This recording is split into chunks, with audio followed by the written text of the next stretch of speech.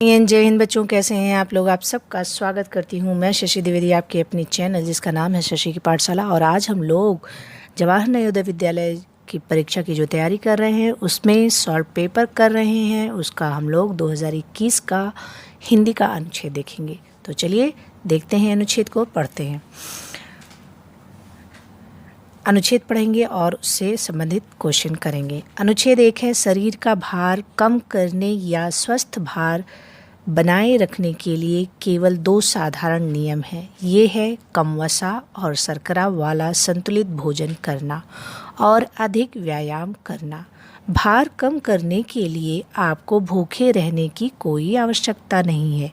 यदि आप चीनी, केक, बिस्कुट कम लें तथा अधिक फल और सब्जियां खाएं और पर्याप्त पानी पिएं तो आपका भार कम हो जाएगा और आप अधिक स्वस्थ हो जाओगे। प्रतिदिन सैर करने के लिए जाएं या साइकिल चलाएं। टेलीविज़न देखने या वीडियो गेम्स खेलने के स्थान पर अधिक सक्रिय रहें। तो ये था हमारा स्टैंजा और हम करेंगे इसके क्वेश्चन। पहला क्वेश्चन है, हम स्वस्थ कैसे रह सकते हैं। पहला है, केवल बिस्किट खाकर, केवल व्यायाम करके, संतुलित भोजन खाकर और व्यायाम करके, अधिक फल खाकर। अधिक फल खाकर भी नहीं रहा जा सकता है। व्यायाम अगर सिर्फ करेंगे तब भी नहीं। केवल बिस्किट तो बिल्कुल खाना ही नहीं है। तो इसका राइट आंसर है संतुलित भोजन खाकर और व्यायाम करके। संतुलित भोजन करना है और हमें व्यायाम करते रहना चाहिए। तो इसका राइट आंसर है जो कि इस स्टैंजा के अनुसार हमने पढ़ा। अगला क्वेश्चन है, भार कम करने के लिए हमें क्या अधिक खाना चाहिए। चीनी और केक, फल और सब्जियां, बिस्किट और चीनी, बिस्किट और फल। बिस्किट खाकर हम कभी भी वज़न को कम नहीं कर सकते हैं और इसमें भी कहा गया है कि हमको पर्याप्त मात्रा में फल और सब्जियां खाना चाहिए। चीनी, केक, इन सब का सेवन कम करना चाहिए। तो राइट आंसर क्या है, फल और सब्जियां। अगला, स्वस्थ रहने के लिए हमें क्या अधिक पीना चाहिए। कोला पेय, फलों का रस, सब्जियों का रस, पानी। तो सबसे ज़्यादा ज़रूरी है पानी पीना स्वस्थ रहने के लिए। तो इसका राइट आंसर हो गया सी। अगला क्वेश्चन पढ़ते हैं हम लोग। अगला क्वेश्चन, कौन सा व्यायाम करने के लिए अच्छा है। सैर करना, साइकिल चलाना, पतंग उड़ाना, वीडियो गेम खेलना, टेलीविज़न देखना। ये दोनों ऑप्शन तो बिल्कुल गलत है। पतंग उड़ाने से कौन सा एक्सरसाइज होता है, सिर्फ पतंग पर कंसंट्रेशन रहता है। तो ये व्यायाम सारी इंद्रियों को सक्रिय नहीं करता है। सारी इंद्रियों को सक्रिय करता है और सैर करना और साइकिल चलाना। इससे हम ज़्यादा स्वस्थ रह सकते हैं। अगला क्वेश्चन, सक्रिय शब्द का विलोम शब्द क्या है। सक्रिय का विलोम क्या होगा, सुस्त, इच्छुक, निष्क्रिय, ऊर्जावान। तो सक्रिय का क्या होगा, विलोम का होता है उल्टा। आलस का फुर्तीले का सुस्त होगा, सक्रिय का होगा निष्क्रिय। तो इसका विलोम क्या है, निष्क्रिय। अगले क्वेश्चन की तरफ चलते हैं। अगला क्वेश्चन है नहीं तो हम पढ़ेंगे अनुच्छेद 2। अनुच्छेद 2 देखिए क्या है। दीपक, ध्यान से अनुच्छेद को पढ़ना है। दीपक उत्साहित था। वह अपने चाचा जी, चचेरे भाई बहन प्रीत रिया के साथ रविवार को पिकनिक जा रहा था। उसने अपने तैराकी के सामान, नाश्ते और खेलने के सामान को अपने एक पिट्ठू बैग में रख लिया। वे सुबह 6 बजे चल दिए। बहुत दूर तक गाड़ी चलाने के बाद वे पिकनिक के स्थान पर सुबह 9 बजे पहुंच गए। वह स्थान गांव में एक फार्म हाउस था। उन्होंने गांव के चारों ओर घूमकर धान के खेत देखे और क्या किया, और जाना कि चावल कैसे उगाया जाता है। वे पेड़ों पर चढ़े और आम अमरूद तोड़े। दोपहर को एक पेड़ के नीचे बैठकर उन्होंने दोपहर का भोजन किया।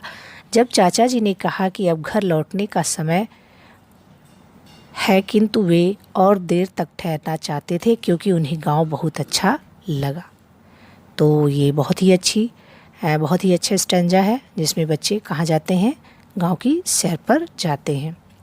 वास्तव में गांव बहुत अच्छा होता है। पहले प्रश्न की तरफ हम बढ़ते हैं। उत्साहित शब्द का अर्थ है उत्साहित, बहुत ही ज़्यादा उत्सुक होना, बहुत प्रसन्न, निराश, व्यस्त, विश्वस्त। व्यस्त विश्वस्त तो बिल्कुल नहीं, निराश भी नहीं, बहुत प्रसन्न, बहुत ही उत्साहित, बहुत ही प्रसन्न थे। दीपक और उसके चचेरे भाई बहन गांव में ऊब गए नहीं, वे ने पिकनिक का आनंद लिया।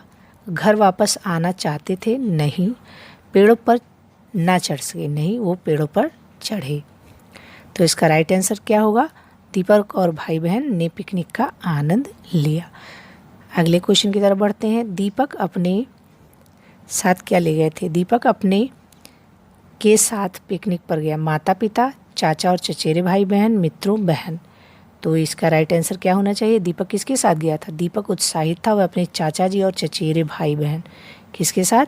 चाचा जी और चचेरे भाई बहन प्रीत और रिया के साथ पिकनिक पर गया था। तो इसका राइट आंसर क्या होना चाहिए? चाचा और चचेरे भाई बहन। अगले क्वेश्चन की तरफ बढ़ते हैं। पिकनिक का स्थान था, पिकनिक कहाँ था? पिकनिक का स्थान एक पार्क था, समुद्र तट था, तरणताल था, क्या है? इसका राइट आंसर गांव है। वो कहाँ गए थे पिकनिक मनाने? गांव में गए थे। चाचा जी ने दीपक को दिखाया कि कैसे हम खाते हैं, तैरते हैं, गाड़ी चलाते हैं, चावल उगाते हैं। इसका राइट आंसर क्या होना चाहिए? चावल उगाते हैं, उन्होंने ऐसा देखा था। अगला देखते हैं अनुच्छेद 4 को। अनुच्छेद 4 क्या है? क्या आपने रस्साकसी खेल खेला है? यह एक रोचक खेल है। रस्साकसी का खेल खेलने के लिए आपको कुछ खुली जगह, एक लंबी एवं मजबूत रस्सी और खिलाड़ियों की 2 टीमों की आवश्यकता होती है। खेल तभी रोचक होगा जब दोनों टीमें बराबर मजबूत होंगी। दोनों टीमों के बीच एक रेखा खींच दी जाती है। जो टीम खींची जाती है और बीच की रेखा पर पार करने को बाध्य कर दी जाती है, खेल हार जाती है। तो ये हमारा क्वेश्चन था। चलिए अगले क्वेश्चन की तरफ बढ़ते हैं। टीम के सबसे शक्तिशाली सदस्य को मजबूती से रस्सी के अंतिम छोर को पकड़े रहना चाहिए और टीम को संगठित होकर रस्सी को खींचना चाहिए। खेलने के स्थान से पत्थरों को साफ कर देना चाहिए, अन्यथा उन्हें चोटें लग सकती हैं। तो रस्साकसी का खेल तो सबने खेला होगा। चलिए देखते हैं क्या है। रस्साकसी एक युद्ध है, एक रस्सी है, एक लड़ाई है। क्या है? रस्साकसी एक खेल है। रस्साकसी में हम क्या करते हैं? मुक्केबाजी करते हैं, छुपा छुपी करते हैं, रस्सी खींचते हैं, बल्लेबाजी सब बिल्कुल नहीं, रस्सी खींचते हैं, सबको पता है। अगला, रस्सी के अंतिम छोर को पकड़ने वाला टीम का सदस्य होता है सबसे लंबा, शक्तिशाली, सबसे छोटा, सबसे युवा। सबसे शक्तिशाली होना चाहिए। अंतिम छोर को पकड़ने वाला कैसा होना चाहिए? चलो स्टैंजा में देखते हैं।